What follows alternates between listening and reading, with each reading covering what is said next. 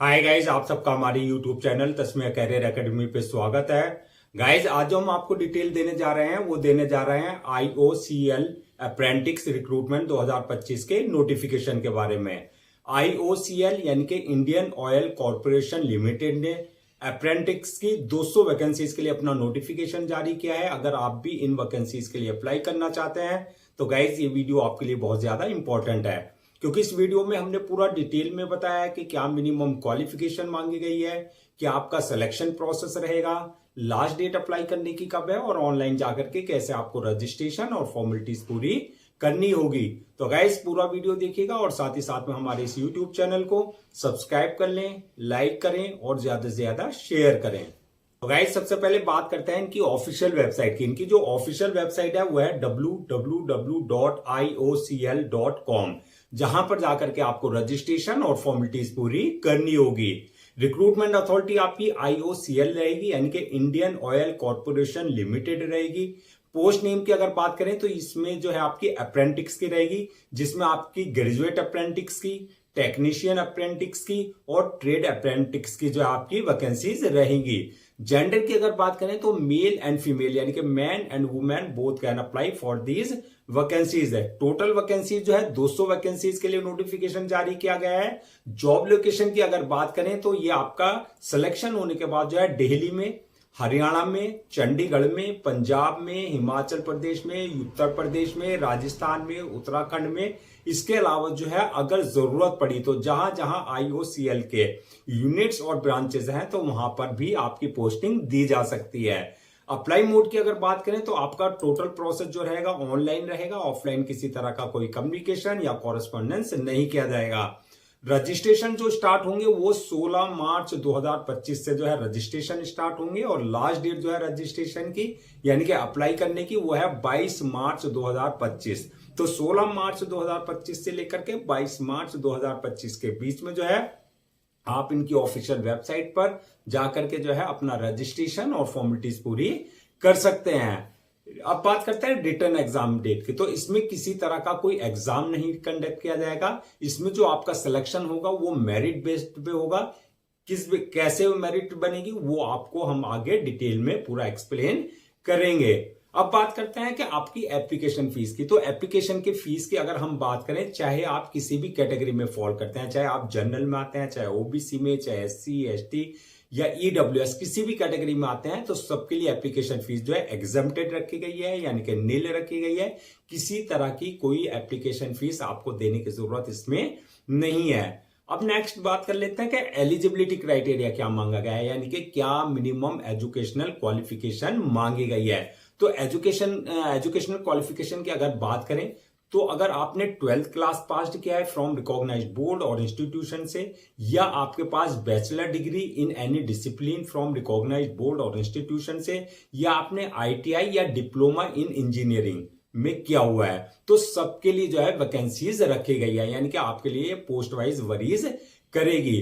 तो अगर आप ग्रेजुएट अप्रेंटिस की पोस्ट के लिए अप्लाई कर रहे हैं तो आपके लिए जो है क्वालिफिकेशन जो मांगी गई है bachelor degree in any discipline, ये है आपका ग्रेजुएट अप्रेंटिस की पोस्ट के लिए। और अगर आप टेक्नीशियन अप्रेंटिस की पोस्ट के लिए अप्लाई कर रहे हैं तो आपके पास जो है diploma in engineering in relevant field में, यानी कि मैकेनिकल में, इलेक्ट्रिकल में, इंस्ट्रूमेंटेशन में, सिविल में, इसके अलावा जो है अलग अलग ब्रांचेस में जो है आपका डिप्लोमा इन इंजीनियरिंग मांगा गया है। यह है आपका टेक्नीशियन अप्रेंटिस की पोस्ट के लिए। इसके अलावा अगर आपकी ट्रेड अप्रेंटिस की पोस्ट के लिए आप अप्लाई कर रहे हैं तो आपके जो है ITI सर्टिफिकेट आपके पास जो है ITI की डिग्री यानी कि डिप्लोमा आपके पास होना चाहिए। जैसे आपका फिटर में, जैसे इलेक्ट्रिशियन में, इलेक्ट्रॉनिक्स में, मैकेनिक में, इसके अलावा इंस्ट्रूमेंटेशन में, मैकेनिक, इसके अलावा जो है जो आपके अलग अलग जो है उसमें जो है आपका ITI इन रिलेवेंट ट्रेड में आपके पास होना चाहिए। इसके अलावा जो है अगर आप DEO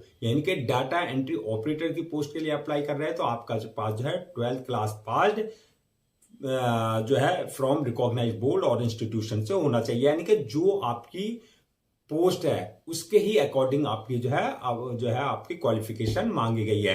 तो यहाँ सबके लिए अपॉर्चुनिटी है। अगर आपने 12th किया है तो आपके लिए भी अपॉर्चुनिटी रखी गई है। आपने के पास बैचलर डिग्री है या डिप्लोमा है या ITI आपने किया हुआ है तो सबके लिए जो है पोस्ट वाइज जो है वैकेंसी जारी की गई है। अब बात करते हैं एज लिमिट की। तो एज लिमिट की अगर बात करें तो मिनिमम 18 साल और मैक्सिमम 24 साल रखी गई है, यानी कि 18 और 24 के बीच में अगर आपकी एज है तो आप जो है इन वैकेंसीज के लिए अप्लाई कर सकते हैं। एज रिलैक्सेशन पे अगर हम बात करें तो age relaxation as per government rules and regulation, जो रिजर्व कैटेगरीज वाले हैं जैसे SC है, ST है, OBC है, जो उनको एज रिलैक्सेशन दिया जाता है वो प्रॉपर एज रिलैक्सेशन आपको जो है दिया जाएगा। अब नेक्स्ट बात करते हैं कि सिलेक्शन प्रोसेस क्या रहेगा। तो सिलेक्शन प्रोसेस की अगर हम बात करें तो इसमें मल्टीपल स्टेजेस रहेंगे। जो फर्स्ट स्टेज होगी आपकी वो होगी आपकी short listing of the candidates, यानी कि जो आपकी एप्लीकेशंस आएंगी उससे जो है आपको शॉर्ट लिस्टेड किया जाएगा।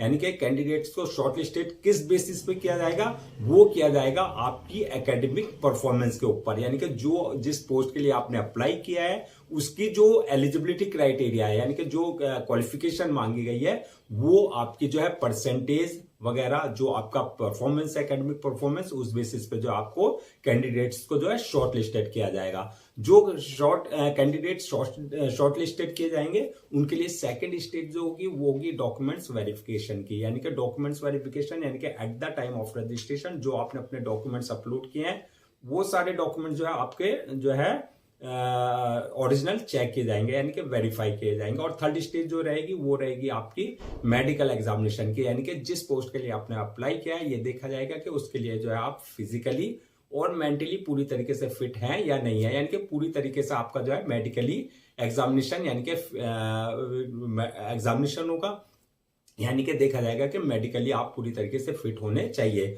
तो ये मल्टीपल स्टेजेस रहेंगी जो आपको क्वालिफाई करनी होगी।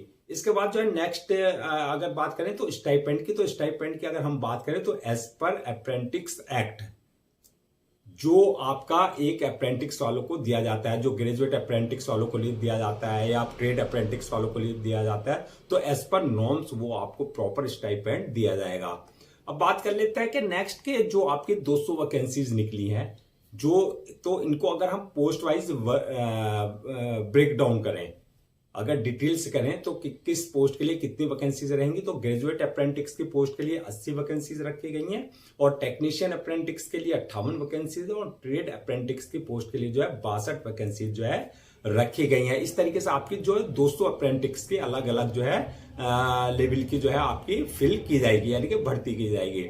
अब नेक्स्ट बात कर लेते हैं कि आपका जो है अप्लाई करने से पहले क्या क्या आपको सारे अपने डॉक्यूमेंट्स जो है रेडी रखने हैं स्कैन कॉपी करा करके। तो उसकी अगर हम बात करें, जो आपकी सबसे पहले एकेडमिक सर्टिफिकेट्स हैं या जो आपके प्रोफेशनल सर्टिफिकेट्स हैं, चाहे वो आपका डिग्री है, डिप्लोमा है इंजीनियरिंग में, या आपका ITI है, या आपकी ग्रेजुएशन की डिग्री है, या 12th की डिग्री है, जो भी आपकी डिग्री है, जिस पोस्ट के लिए आप अप्लाई कर रहे हैं उसका जो आपकी मार्कशीट, उसके सर्टिफिकेट्स वो आपको जो है रेडी रखना है, चाहे वो आपने सेमेस्टर वाइज किया है, चाहे वो आपने ईयर वाइज किया है। दूसरा जो है आपका बर्थ सर्टिफिकेट, यानी कि अगर आपकी 10th की मार्कशीट में डेट ऑफ बर्थ अगर मेंशन नहीं है, यानी कि अगर डेट ऑफ बर्थ मेंशन नहीं है तो कंसर्न अथॉरिटी से आपके पास जो है बर्थ सर्टिफिकेट आपके पास होना चाहिए। इसके अलावा डोमिसाइल सर्टिफिकेट और इसके अलावा जो है आपका डिसेबिलिटी सर्टिफिकेट, यानी कि अगर आप किसी तरह का कोई फिजिकल हैंडीकैप का किसी तरह का कोई रिजर्वेशन लेना चाह रहे हैं तो डिसेबिलिटी सर्टिफिकेट आपके पास कंसर्न अथॉरिटी से होना चाहिए। इसी तरीके से इनकम सर्टिफिकेट यानी कि EWS यानी कि इकोनॉमिकली वीकर सेक्शन का अगर आप किसी तरह का कोई रिजर्वेशन ले रहे हैं तो इनकम सर्टिफिकेट आपके पास जो है कंसर्न अथॉरिटी से होना चाहिए। इसी तरीके से आपका कास्ट सर्टिफिकेट यानी कि SC ST OBC वगैरह का अगर आप किसी तरह का कोई रिजर्वेशन ले रहे हैं कास्ट बेस्ड पे तो कास्ट सर्टिफिकेट आपके पास जो है कंसर्न अथॉरिटी से आपके पास जो है होना चाहिए। इसके अलावा जो है पासपोर्ट साइज फोटो, सिग्नेचर वगैरह ये सारे डॉक्यूमेंट्स आपको पहले से स्कैन कॉपी करा करके रखने हैं। अब नेक्स्ट बात करते हैं कि अप्लाई करने का क्या प्रोसीजर रहेगा। तो जैसा कि हमने बताया था पूरा प्रोसेस जो रहेगा ऑनलाइन रहेगा, ऑफलाइन किसी तरह का कोई कम्युनिकेशन या कॉरेस्पॉन्डेंस नहीं किया जाएगा। तो ऑनलाइन अप्लाई करने के लिए सबसे पहले जो है आपका जो इनके नेशनल पोर्टल है यानी कि जो अप्रेंटिस के पोर्टल है उस पर आपको अपने आप को रजिस्टर कराना होगा। अगर आप trade and DO trade apprentice की और डीओ यानी कि डाटा एंट्री ऑपरेटर की पोस्ट के लिए अप्लाई कर रहे हैं तो आपको NAPS का जो पोर्टल है उस पर अपने आप को रजिस्टर कराना होगा। और अगर आप टेक्नीशियन अप्रेंटिस की या ग्रेजुएट अप्रेंटिस की पोस्ट के लिए अप्लाई कर रहे हैं तो आपको NATS के पोर्टल पर अपने आप को रजिस्टर कराना होगा। जब आप वहां रजिस्टर करा लेंगे तो उसके बाद जो है आपको जो IOCL की यानी कि जो इनकी आपकी IOCL की ऑफिशियल वेबसाइट है वहां पर आपको जाना है। वहां आपको जाने के बाद जो वहां लॉग इन करना है। लॉग इन करने के बाद जो एप्लीकेशन फॉर्म आएगा आपका, उस एप्लीकेशन फॉर्म को में जो डिटेल्स मांगी गई है, जो पर्सनल डिटेल्स है, वो आपको पूरी एक्यूरेट फिल करनी होगी। यानी कि वहां आपका नाम, फादर नेम, मदर नेम, आपका डेट ऑफ बर्थ, आपके जो है एकेडमिक क्वालिफिकेशन, एक्सपीरियंस, ये सारी डिटेल जो भी रिक्वायर्ड वहां डिटेल्स मांगी गई है वो सारी डिटेल जो है आपको पूरा एक्यूरेट फिल करनी है। जब आप डिटेल्स फिल कर देंगे उसके बाद नेक्स्ट ऑप्शन आएगा आपके पास जो है अपलोड योर डॉक्यूमेंट्स का, यानी कि जो आपके डॉक्यूमेंट्स हैं, चाहे वो एकेडमिक है, चाहे वो प्रोफेशनल है, चाहे आपका डिग्री है, डिप्लोमा है या सर्टिफिकेट है, जो भी है वो सारे डॉक्यूमेंट्स आपको जो है अपने अपलोड करने हैं। इसके साथ साथ जो passport size photo, signature, thumb impression, जो भी रिक्वायर्ड वहां डॉक्यूमेंट्स है वो आपको उनके प्रेस्क्राइब्ड फॉर्मेट के हिसाब से जो है अपलोड करने हैं। और डॉक्यूमेंट्स अपलोड करने के बाद जो है नेक्स्ट ऑप्शन आएगा आपके पास जो है फॉर्म को सबमिशन का, यानी कि फॉर्म को सबमिट करने से पहले एक बार जो है रिव्यू वाले ऑप्शन में जाकर के जो है आप पूरा अपना फॉर्म का रिव्यू कर लें, यानी कि चेक कर लें किसी तरह की आपने जो डिटेल्स फिल करी है उसमें किसी तरह की कोई जो है एरर या मिस्टेक तो नहीं किया है। रिव्यू करने के बाद जो है फॉर्म को सबमिट करते हैं और सबमिट करने के बाद जो है इस बात का ध्यान रखें उसकी 1 या 2 कॉपी जो है प्रिंट आउट जरूर ले लें for your future reference, so that आपके पास जो है एक हार्ड कॉपी के रूप में जो है एक ऑफिशियली रिकॉर्ड आपके पास हो जाए। तो गाइज ये थी आपकी Indian oil corporation limited apprentice recruitment 2025 के नोटिफिकेशन की डिटेल। आई होप आपके सारे डाउट्स क्लियर हो गए होंगे। अगर अब भी आपको किसी तरह का कोई डाउट है या क्वेरी है या कंफ्यूजन है तो आप जो है हमसे कमेंट सेक्शन में पूछ सकते हैं, हम उसका रिप्लाई जरूर देंगे। मैं एक बार फिर से जो है आपको रजिस्ट्रेशन डेट और लास्ट डेट रजिस्ट्रेशन की रिमाइंड करा देता हूं सो दैट आप उसे नोट डाउन कर लें। रजिस्ट्रेशन जो स्टार्ट होंगे वो 16 मार्च 2025 से रजिस्ट्रेशन स्टार्ट हो जाएंगे और लास्ट डेट जो है अप्लाई करने की यानी कि रजिस्ट्रेशन की वो है 22 मार्च 2025। तो 16 मार्च 2025 से लेकर के 22 मार्च 2025 के बीच में जो है आपको इनके ऑफिशियल पोर्टल्स पर जाकर के अपनी पोस्ट के अकॉर्डिंग जो है अपना वहां रजिस्ट्रेशन और फॉर्मेलिटीज पूरी कर लेनी है। गाइज हम आपके लिए जितने भी गवर्नमेंट जॉब्स हैं या गवर्नमेंट एग्जाम्स हैं उससे रिलेटेड जितने भी अपडेट्स होते हैं उस पर वीडियोस लेकर के आते हैं। इसके साथ साथ जो है आपके लिए प्रॉपर कैरियर गाइडेंस पे वीडियोस लेकर के आते हैं। अगर आप भी चाहते हैं कि आपको प्रॉपर कैरियर गाइडेंस मिलती रहे, साथ ही साथ में आपको गवर्नमेंट जॉब्स और गवर्नमेंट एग्जाम्स के पूरे अपडेट्स मिलते रहे, तो आप लोगों से मेरी रिक्वेस्ट है आप हमारे इस यूट्यूब चैनल को सब्सक्राइब कर लें, लाइक करें और ज्यादा से ज्यादा शेयर करें।